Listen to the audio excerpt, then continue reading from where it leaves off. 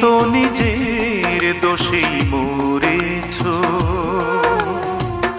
আমার কি দোষ? তুমি তো নিজের দোষেই মরেছ।